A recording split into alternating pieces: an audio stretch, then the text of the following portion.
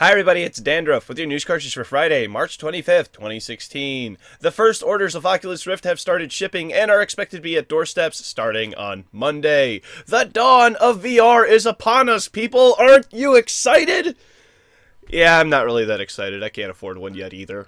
Speaking of things I'll never be able to afford, Harvard University has been disqualified from Heroes of the Dorm for having a high-ranked player step in for one who is not on the roster.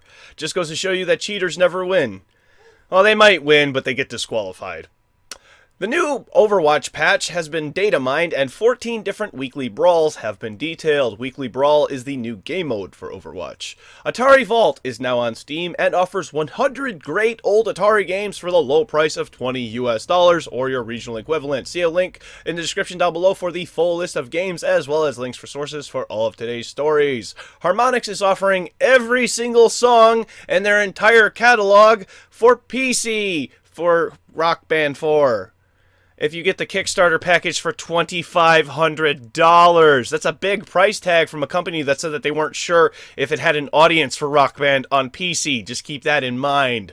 PC Gamer reports that GTA 6 is in development, but no location has been chosen yet. The PS4 version of Broforce is experiencing some issues with hitching, and a patch for it is coming soon. The long-awaited Roller Coaster Tycoon World will finally be releasing next week.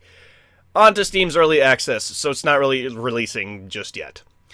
This may be the greatest DLC ever. William Shatner has done a voice pack for Elite Dangerous. It sounds like this. Acknowledged. Pre-launch diagnostic checks. All systems ready to go.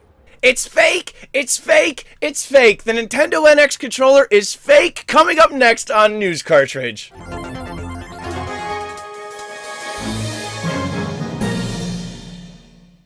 I called it, folks. I had a bad feeling, and it turns out I was 100% correct. The pictures of the Nintendo NX controller that I showed earlier this week was a complete fabrication. There's a video that was made by the person who created the mock controller detailing all the steps he took in order to make it look authentic. The front is a black piece of acrylic, the headphone jack is just a hole, and the body is a 3D printed piece of plastic that has been sanded down and spray painted. He even explains that the top of the controller was not shown because it had no connectors. The whole process is actually rather fascinating to watch as he uses 3D modeling and a laser cutter to build the controller, which he also says was very uncomfortable to hold. Remember, always think for yourself, question everything, and don't be afraid to have a hard opinion. Up next, Valve has released the CAD files for the Steam controller. They are not only giving people these files for free, but they have also said that they will allow modders to create custom shapes for the controller as well, like this backplate that holds the USB dongle, something that should have been standard in my opinion. Upon approval, you will even be able to sell your own custom Steam controller designs. My biggest complaint about the Steam controller is its positioning. I think it needs some work. What's here is good, but it just needs to be a little bit more comfortable. Obviously, I think this is a good move on Valve's behalf because things like the backplate showed earlier will do a ton of good for people who already own the current iteration. Tell me in the comment section down below what you think about your Steam controller, or if you don't have one, why you want one. It's the first ever VR game trailer I have ever shown on my show, and this is Giant Cop. This is a game for the Vive where you play a giant in a make-believe city where you help fight crime by using your superior size. This looks like a ton of fun, and I can't wait to get a VR headset so I can play games like this. What do you think of Giant Cop? Leave your comment below. Finally for the week, a game that was released back in January carries with itself some rather heavy emotions because it's called That Dragon, Cancer.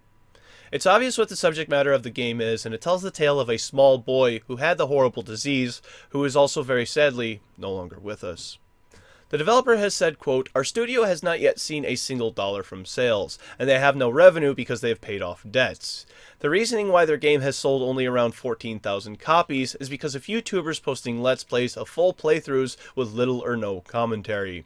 The developer is requesting that gamers do not post videos of the entire gameplay and to leave links to their site in the video or to donate to their studio if they're able. Now, I can get behind leaving links in order to show appreciation, as well as donations, but I cannot support them requesting to not show the entirety of the game through video. I understand the sensitivity of these issues that this game faces, and that they are asking politely. That is, after they had issued copyright claims that they have now removed. But making videos is about freedom of speech. It's about freedom of expression. Watching someone play a video game qualifies as transformative works, in my opinion, and therefore it's up to the discretion of the person who is making it to include it. And yes, I do understand again that they are asking politely, but I am respectfully saying no. If Let's Plays were affecting this game's sales, then why do they not affect the sales of games that sell millions of copies? Please don't make Let's Plays your scapegoat. I think it might come down to the developers put a lot of work into something that they care a lot more about than the public. And can you blame them, given the subject matter at hand? Art makes everyone feel different. Some people break down in emotion, and some feel no response at all. If you would like to check out That Dragon Cancer, there will be a link to it in the description down below. Before we do Monday's game releases, I just want to thank everyone for your support again. SharpProgramming for your channel art. Ashley Silverdust for all the stuff that you do for me. Derp, the best mod ever. And Bougie for the bot you made, as well as all the other stuff that you do for me. And then finally, all my fans who watch me every day, whether it's because you want some game news, you like the little dumb jokes I make, or you just want to spend some time with me. Thank you so much, and I am looking forward to the next 100 episodes, as well as my break next week, which are just going to be short episodes, and the old channel art's going to return, the old thumbnail. So yeah, that's going to be fun. Thank you so much. Alright, on to Monday's game releases for PC, Polyology, Adrift with a 1, Dead Secret, 1993 Space Machine, Bazaar, and Edgar. Thank you very much, everybody. This has been News Cartridge. I am Dandruff. I'll see you on Monday. And what in Farmville is green and has wheels? Grass. I lied about the wheels.